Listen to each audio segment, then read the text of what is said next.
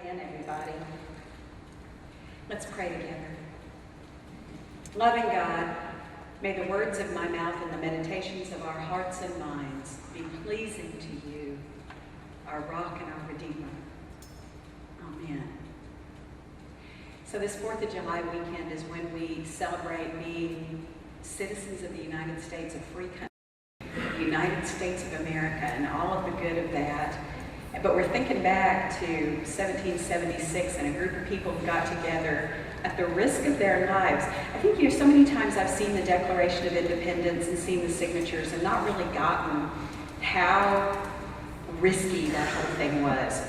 Those guys signed their names saying, yeah, me, I'm willing to put my name to this. Because people were getting killed right and left. Folks were turning in friends. And it was a terribly, terribly dangerous time, but they stepped forward and they signed it. I was looking at it this week, and I should have known this, but I guess I don't know, I wasn't paying attention when I learned this, but they had representatives from all the 13 colonies that signed, so it was everybody. It was this united document.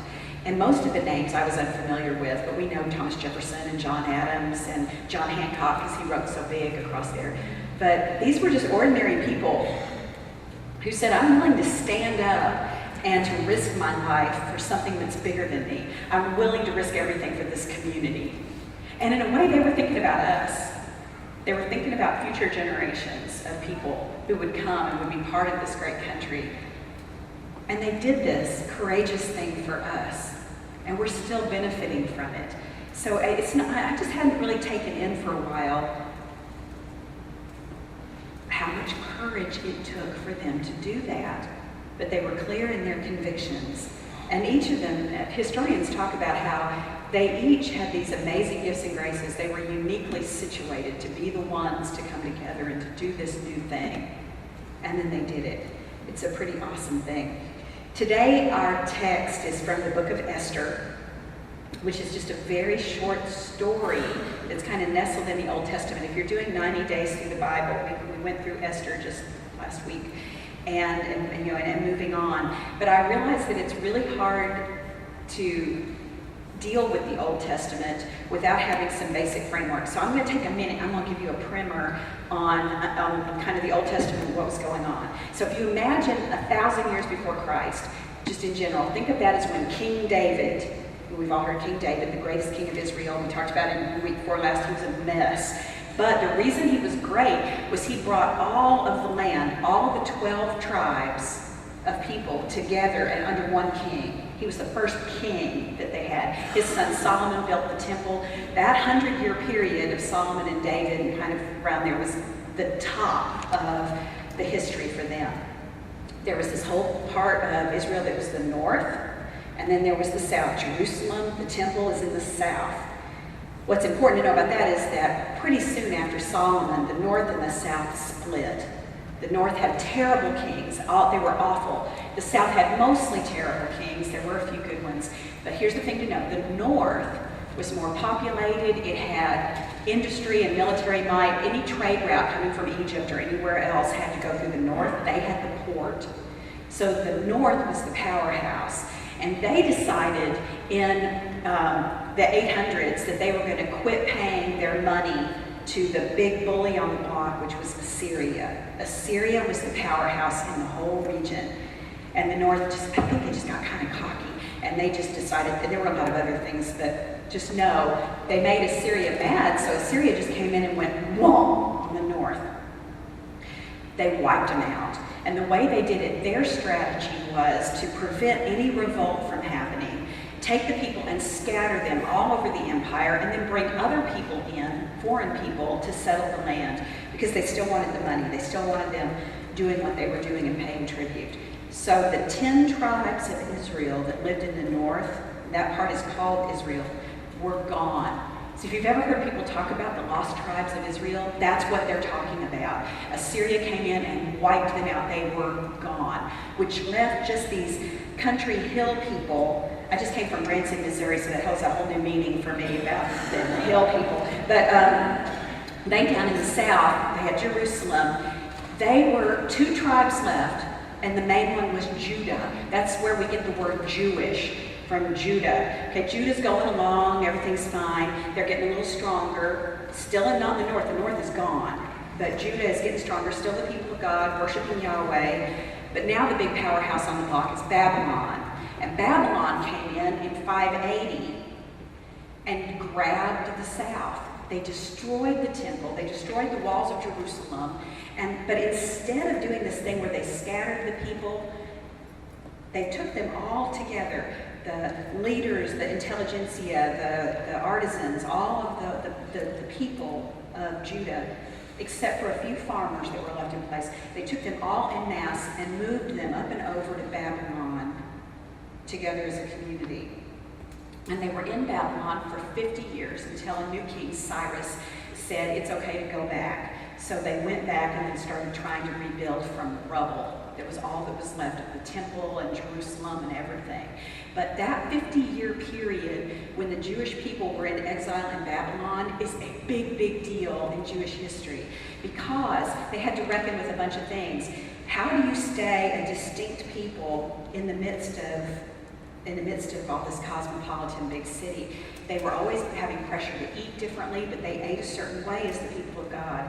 They were being pressured to not keep Sabbath, but to work. All of these things were happening to them, but they wanted to stay distinct. They also really wondered, where is God? Because we thought God was only in Jerusalem at the temple. So did God come with us, or has God abandoned us? They had to deal with all of that in Babylon. Okay. They did come back, they rebuilt the temple and continued. So God kept this remnant. The story of Esther is smack in the Babylonian exile. Esther's part of the Jewish community, and she was beautiful. And the Babylonian king was really only interested in his passions and not really a very good leader. But he needed a new queen, because his first queen, it tells you in Esther, I really commend reading Esther to you if you're not doing 90 days through the Bible.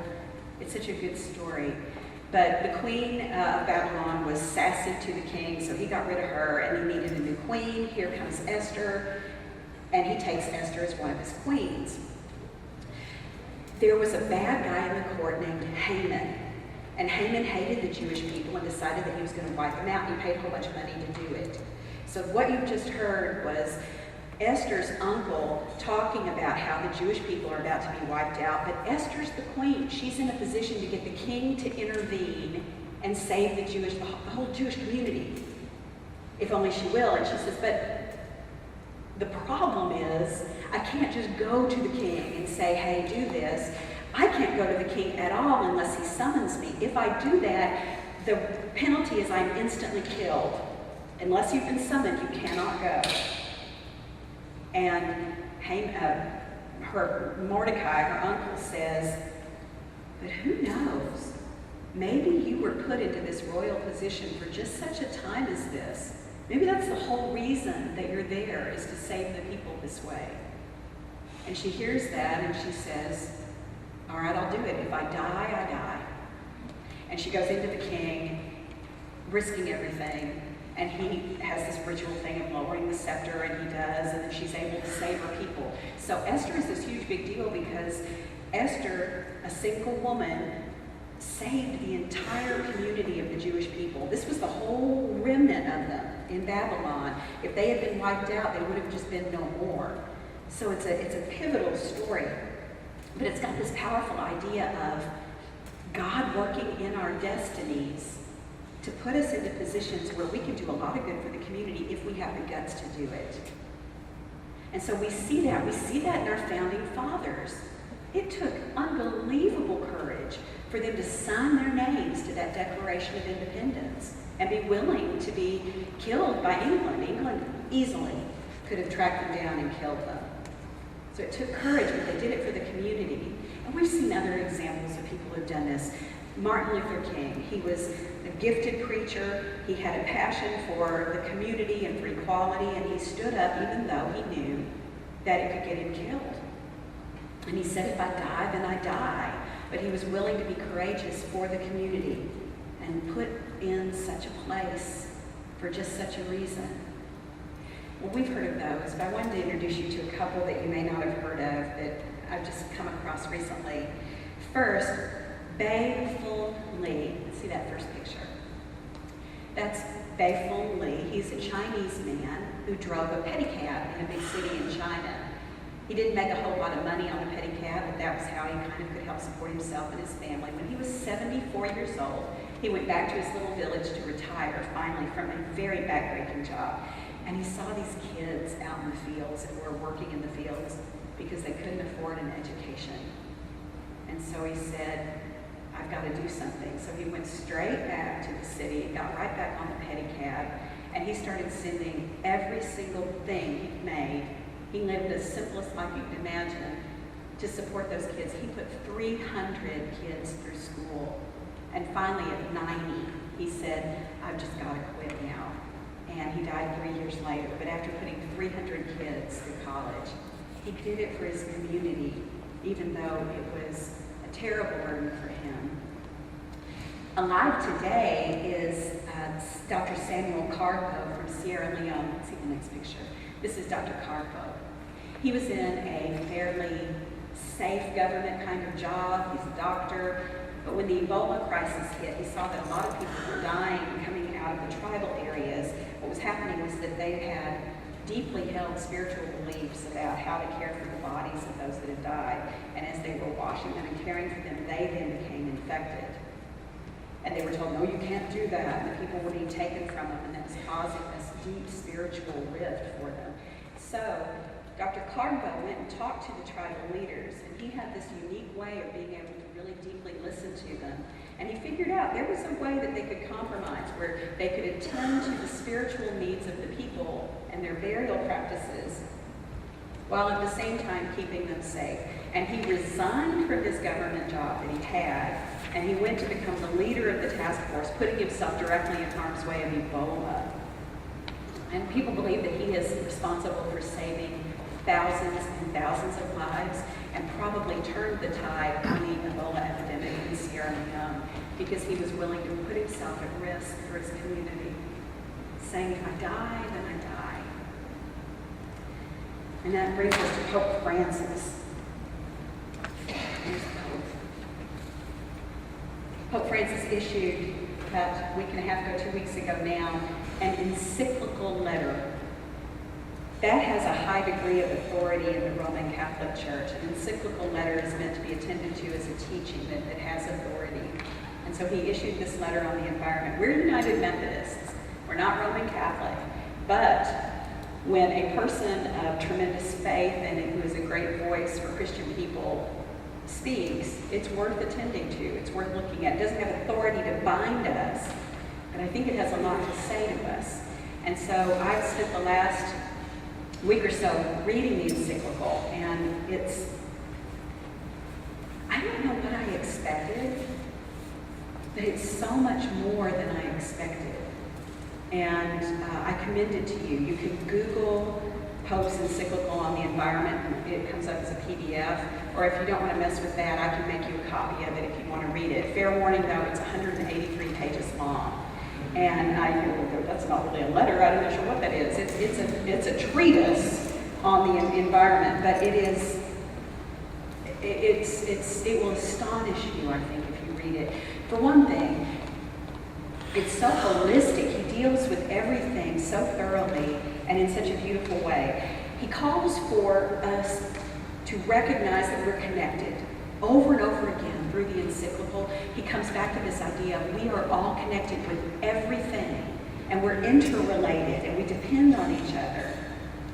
And so there's this drumbeat of do not think that you are out there on your own and that your choices don't matter, because they do. And so there's this lower drumbeat of we are all connected. He's calling for dialogue of all people. He knows that if he's just speaking to Roman Catholics, that it's not going to go as far. So he's calling for dialogue of all people.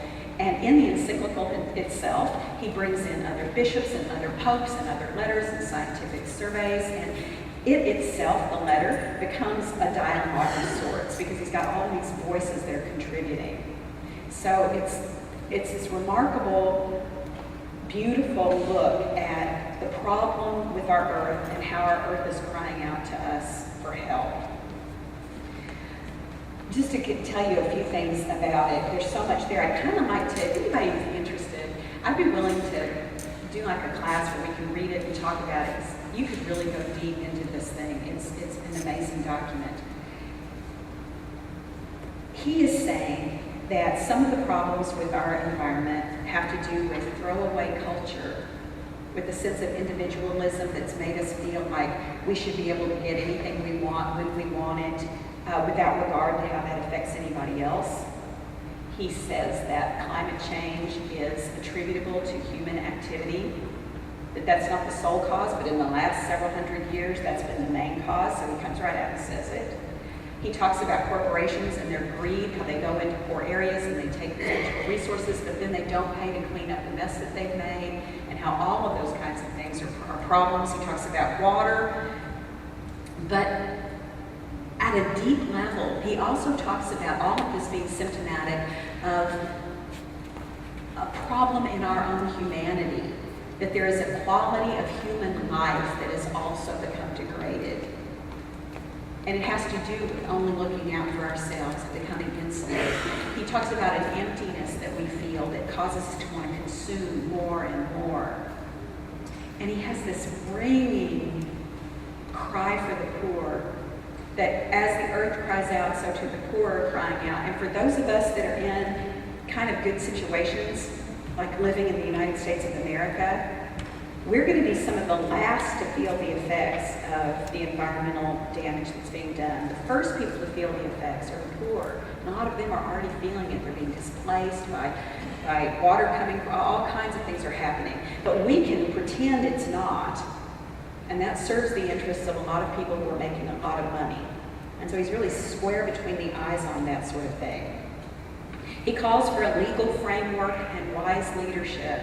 So that's one thing that we can look out for. I think I really became convicted that as we're looking at whoever, whatever, it doesn't matter about your politics, but as you're looking at leaders to take us into the next however long, look for people that are thinking forward, that aren't just focused on making sure that certain people get more money in their pocket right away. We need visionary leadership looking at the future generations. So look for that. Are you inspired by any of the leaders that you hear? Do they have plans for things? We have some control. We can make some choices about the leadership that are going to lead us. Listen for the voices of people that can galvanize different responses. He wants us to be aware of education and how important it is to talk about our mutual responsibilities to the earth and to each other. But on the most personal level, he calls for us to practice what he calls little daily actions. Little daily actions like, and he's real specific about this, things like turn the air conditioning not so high, maybe not so much heat in the winter, conserve water, only cook what you can eat, turn off the lights, recycle, use public transportation. He has a whole list, and he says, this is a place where we can be creative. What are your little daily actions? He urges us to think. One thing he says that I had never heard before, he says, say grace before and after meals. I've never once said grace after a meal in my life. I've said grace before, but we did that a little bit on vacation, and it forces you to slow down and be grateful. It's another thing that he talks about. When we are experiencing emptiness in our lives, the life gets faster and faster as we try sort of to outrun it. And so slowing down and being grateful is deeply important. But as we exercise these little daily actions, life opens up. The sense of love for all creatures opens up. And then that goodness can flow out. We can't be stopped by thinking, well, what I do with my electricity doesn't just a drop in the bucket. No, it isn't, because that goodness, that love that we're exercising transforms us, and then it flows out from us. It's about caring for this world and for each other, and it can transform whole systems by starting with just the little daily actions.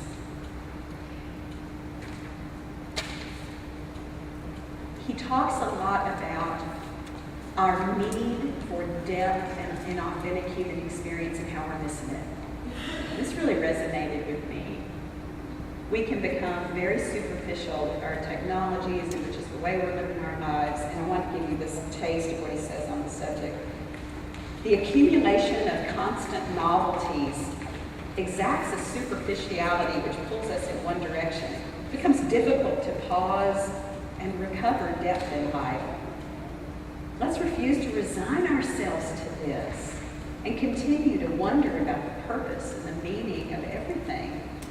Otherwise, we'd simply legitimate the present situation and need new forms of escapism to help us endure the emptiness. I think that has a lot to say about our culture. And what he's offering is this look at how, in caring for one another, our lives become richer and more meaningful and more authentic in God's eyes. And he's taken so much criticism on this, and people have been worried that someone might try to assassinate him. There's been all sorts of things because a lot of people that make a lot of money are very threatened. He calls straight up for getting out of fossil fuels as fast as we can in favor of renewable energy. That's just going to be threatening. And a lot of people have said, he needs to stay out of politics, mind his own business. Well, he makes a very compelling case for why care for the earth and all of its creatures is the business of people of faith. It's what we're charged with doing. But he is under fire for this. And so he's willing to say, maybe I've been put into this position for such a time as this. This is the hunger that I see. Our world is crying out for help. Our seas are in danger. Our forests are in danger. The whole system is in danger. And he really brings it back to an emptiness and a crying out in our own souls. So we start with little daily actions, and then we move out, we pick good leadership, we educate our kids, we bring it into the family, we bring it out in church, and we can make a difference. He has hope that this can be transformed. And I think he's saying, and if I die, I die. But he's putting this out there. So for Genesis, where are we placed? And what difference can we make? Has God put us into a position for such a time as this? And if so, what is it? Is it to take a stand for the environment, for all of creation? Right now, all of the racism that's been covert and perking out there is now becoming overt. Is there a role for us to play in bringing peace and harmony in that? I don't know. What is the place where Genesis is, where we can make a difference? And what about you personally? Every single one of you has different gifts and graces. You have been placed into this situation for such a time as this. What is it? And the message we get from Pope Francis, from Samuel Cardwell, from the Founding Fathers, from Esther, is sometimes to speak up and to take action is going to take all the courage you can muster. But if we die, we die. Because we're doing this for the community and for the whole of humanity. It's a lot to think about. He's calling for a deep transformation of our entire lives. But let me end with this one quote.